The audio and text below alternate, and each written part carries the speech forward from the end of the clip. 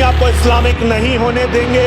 हमारा role model होना चाहिए इजराइल के यहूदी। तो संस्कृतियां कभी एक साथ नहीं रह सकती हैं।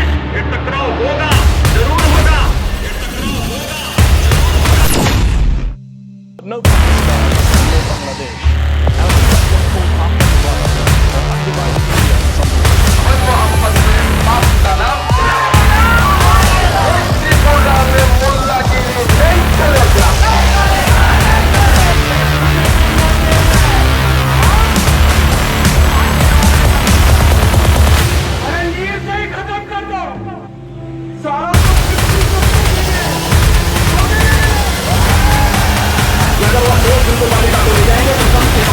मुस्लिम बालिकाओं को हिंदू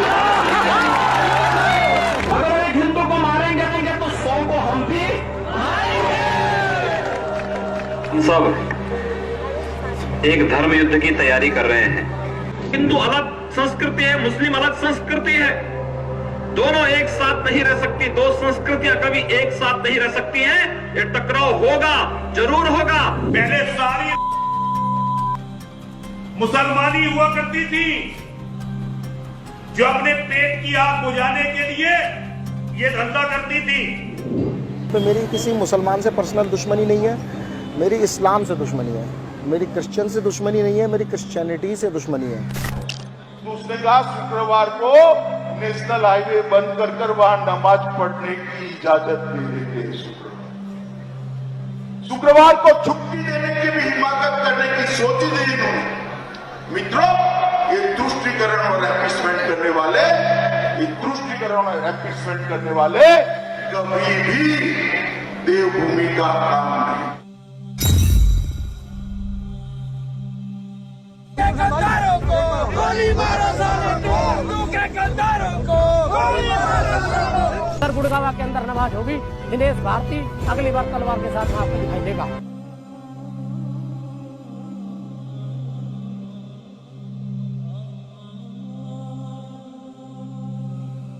जिहाद को आपको पूरी दुनिया से मिटाना पड़ेगा। यह बिल्कुल उसी तरह से है जैसे मानव के शरीर में कैंसर होता है। किसी भी कीमत पर दुनिया को इस्लामिक नहीं होने देंगे। हमारा रोल मॉडल होना चाहिए इजराइल के यहूदी। यहूदी हमारा वर्तमान, देखिए यूं तो हम विश्व गुरु थे और हमारे अध्यात्म में, हमारे शास्त्रों में सब कुछ लिखा हुआ है, लेकिन हिंदुओं ने बहुत समय से अपने शास्त्रों को, अपने धर्म को फॉलो नहीं किया है। आज जो रोल मॉडल है वो इजराइल है और इजराइल के बाद दूसरा रोल मॉडल जो है वो म्यांमार है। हमें इन लोगों को फॉलो करना पड़ेगा, इनसे सीखना पड़ेगा। আল্লাহ সুবহানাহু ওয়া তাআলা পবিত্র কুরআন মাজিদে বলেছেন, মানুষের ভিতর মুমিনদের শত্রুতার বেলায় অবশ্যই তুমি ইহুদি এবং মুশরিকদের সর্বাধিক কঠোর পাবে। প্রকৃতপক্ষেই হিন্দুত্ববাদী ভারতের নেতাদের মতো এমন তীব্র ইসলাম বিদ্বেষ ইসরায়েলের ইহুদি ছাড়া অন্য কারো মধ্যে দেখা যায় না। হিন্দুত্ববাদী নেতাদের এইসব তীব্র বিদ্বেষপূর্ণ বক্তব্য শুধু মুখের কথার মধ্যেই সীমাবদ্ধ নয়, তারা আসলেই এগুলো বাস্তবায়ন করিয়ে দেখিয়েছে। ভারতকে হিন্দুরা মুসলিমদের জন্য জাহান্নাম বানিয়ে রেখেছে। গরুর মাংস খাবার অজুহাতে মুসলিম নারীদের ধর্ষণ করছে হিন্দুরা, পিটিয়ে মারছে। জয় শ্রীরাম না বলায় পিটিয়ে মারছে, হুমকি দিচ্ছে শিরকি জয় শ্রীরাম না বললে মুসলিমরা ভারতে থাকতে পারবে না।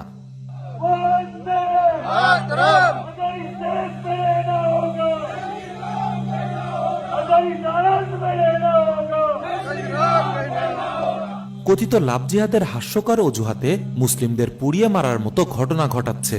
দশকের পর দশক জুড়ে কথিত দাঙ্গা বাঁধিয়ে হাজারে হাজারে মুসলিমদের খুন করছে, ধর্ষণ করছে, গুম করছে, ঘরবাড়ি, দোকানপাট, মসজিদ ভাঙচুর করছে, লুটপাট, দখল চালাচ্ছে, ঘর ওয়াপসি আন্দোলনের নামে মুসলিমদের হিন্দু ধর্ম গ্রহণ করতে বাধ্য করছে।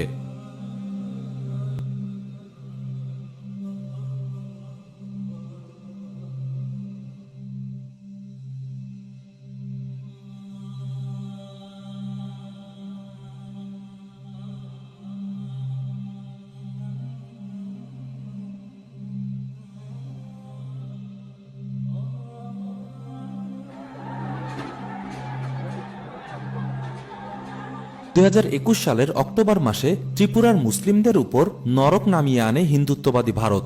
টানা কয়েকদিন একের পর এক মসজিদে চলে ভাঙচুর, হিন্দুদের আগুনে পুড়ে যায় কুরআন।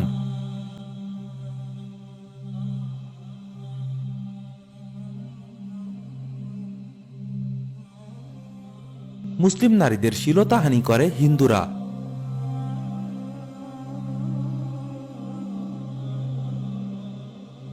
সমানে চলে মুসলিম ঘরবাড়ি, ব্যবসা প্রতিষ্ঠান লুটপাট।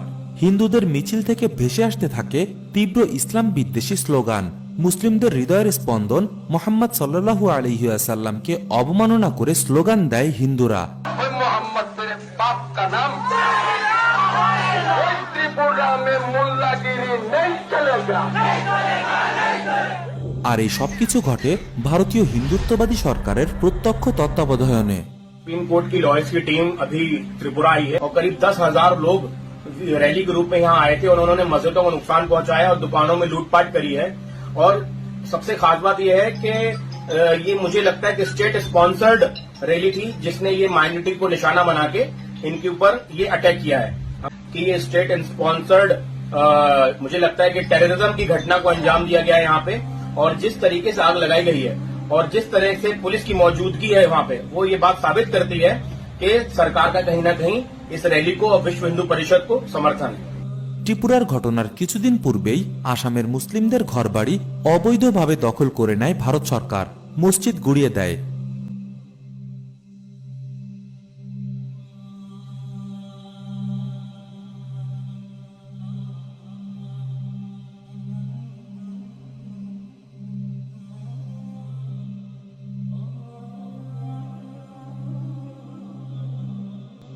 এমনকি এক মুসলিমকে পয়েন্ট ব্ল্যাঙ্ক রেঞ্জে গুলি করে হত্যা করে পুলিশ। এরপর সেই অসহায় মুসলিমের মৃতদেহের উপর তীব্র বিদ্বেষ এবং আক্রোশের সাথে এক হিন্দুত্ববাদী সাংবাদিক লাফাতে থাকে। প্রকৃতপক্ষে আসাম সহ সমগ্র ভারতেই মুসলিমদের গণহত্যার প্রস্তুতি নিচ্ছে হিন্দুত্ববাদী ভারত। আশ্চর্যের ব্যাপার হলো, মুসলিম সহ অন্যান্য সংখ্যালঘুদের উপর অত্যাচারের স্টিম রোলার চালানো হিন্দুরা আত্মরক্ষার হাস্যকর অজুহাত দিয়ে সশস্ত্র হচ্ছে, কঠোর সামরিক প্রশিক্ষণ প্রদান করছে যুবক যুবতী, কিশোর কিশোরী সহ সব বয়সের মানুষদের, এমনকি শিশুদের পর্যন্ত বাদ দিচ্ছে না। उनको इतिहास पढ़ने के लिए कहते हैं, उनको इतिहास समझाते हैं, उसके बाद फिर हम उनको हथियारों की ट्रेनिंग देते हैं। हम फैमिलीज़ में जाकर भी मोटिवेट कर रहे हैं कि अगर आप अपने बच्चों को नहीं भेजेंगे और वो शारीरिक और मानसिक रूप से इस लड़ाई के लिए तैयार नहीं होंगे तो बहुत बुरी स्थिति में मारे जाएंगे। इसकी सुरक्षा कर सके, अपने परिवारों की, अपनी बहन बेटियों की सुरक्षा ठीक है, कर सके। इतना बताना तो जो और कुछ नहीं बताना। मैं बताता हूँ इस बच्चे का करा सकते हैं आप छोटे।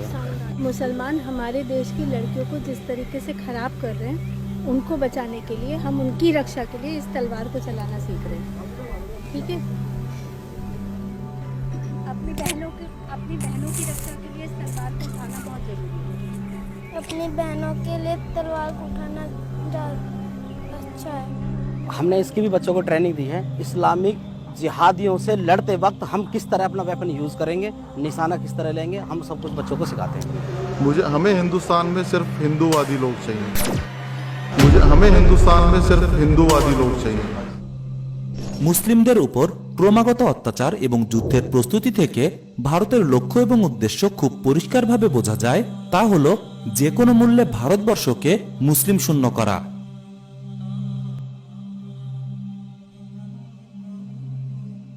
বাংলাদেশ, ভারত এবং পাকিস্তান মিলিয়ে অখণ্ড ভারত প্রতিষ্ঠা করা, এই লক্ষ্য তারা গোপন রাখেনি, বিভিন্নভাবে বিভিন্ন সময় জানান দিয়েছে।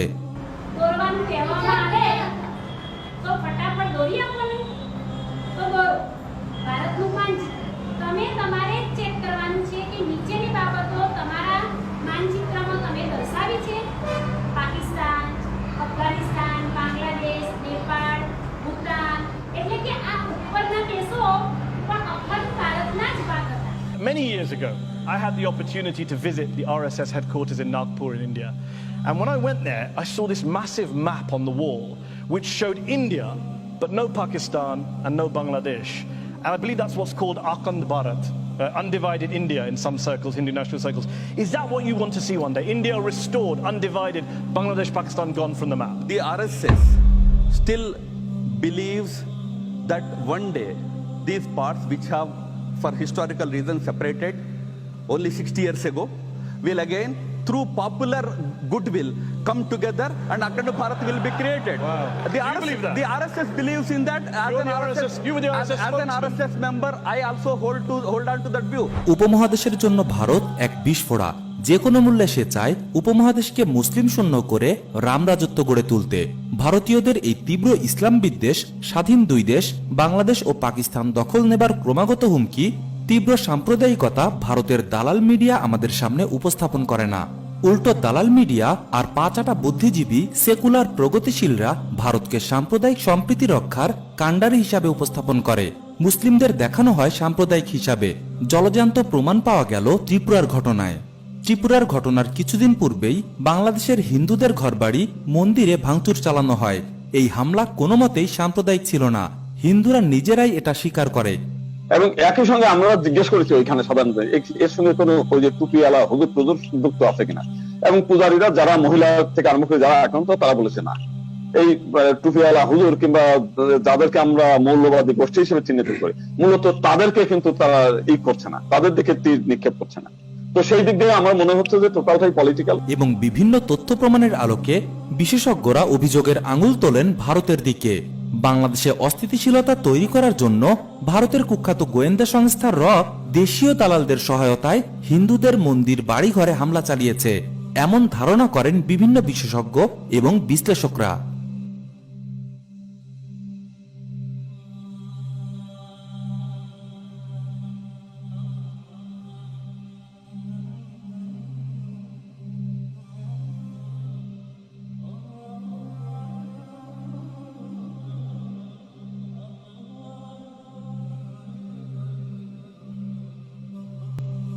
We came into Bangladesh territory to liberate you people. Now, if you are not going to stop it, then we will come to liberate the Hindus. এখানে একটা লাস্ট কথাটা বলি আপনাদেরকে, এখানে একটা ভারতীয় চক্র আছে, ভারতীয় গোয়েন্দা বাহিনীর চক্র আছে। ভারতের তার রাজনীতির সাথে আমার রাজনীতি জড়িত হয়ে গেছে। এখানকার আমার প্রধানমন্ত্রী বুঝাতে চায় আমাকে ছাড়া এখানে সংখ্যালঘুর কোনো উপায় নেই। অথচ ভারতের দালাল বুদ্ধিজীবী সেকুলার প্রগতিশীল হলুদ মিডিয়া ক্রমাগত মুসলিমদের দোষারোপ করতে থাকে। সামাজিক মাধ্যমে মুসলিমদের তুমুল সমালোচনা করে। এই মৃত্যু উপত্যকা আমার দেশ নয়। মানবতা বিরোধীদের এই ধরনের পোস্টের হিড়িক পড়ে যায়। চলে মানববন্ধন, চলে কনসার্ট। সেই কনসার্টে আবার চরমভাবে ইসলাম অবমাননা করে দালালেরা।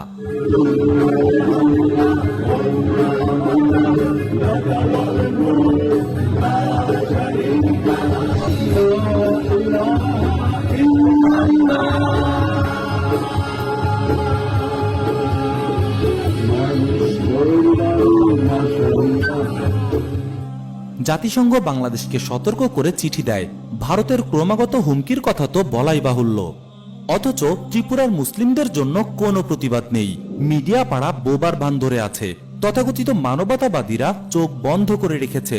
জাতিসংঘেরও ভারতকে সতর্ক করার কথা খেয়াল নেই। এভাবেই আগ্রাসী শত্রু ভারতের সকল অপরাধ, সকল আগ্রাসন সম্পর্কে মিডিয়া চুপ করে থাকবে। আপনার আমার কাছ থেকে গোপন করে রাখবে প্রকৃত পরিস্থিতি। দালাল বুদ্ধিজীবী আর মৌসুমী মানবতাবাদীরা অন্ধ সেজে থাকবে। জাতিসংঘ বা আন্তর্জাতিক মোড়লেরা অন্য কাজে ব্যস্ততার ভান ধরে থাকবে। কারণ তাদের সকল মানবতা, সকল মানবাধিকার সবার জন্য হলেও মুসলিমদের জন্য নয়। মুসলিমদের কোনো মানবাধিকার থাকে না।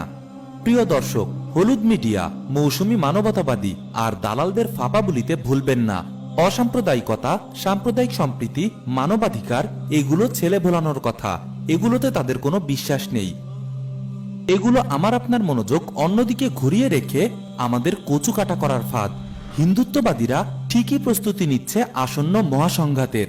एक धर्म युद्ध की तैयारी कर रहे हैं। हिंदू अलग संस्कृति है, मुस्लिम अलग संस्कृति है। दोनों एक साथ नहीं रह सकती। दो संस्कृतियां कभी एक साथ नहीं रह सकती हैं। ये टकराव होगा, जरूर होगा।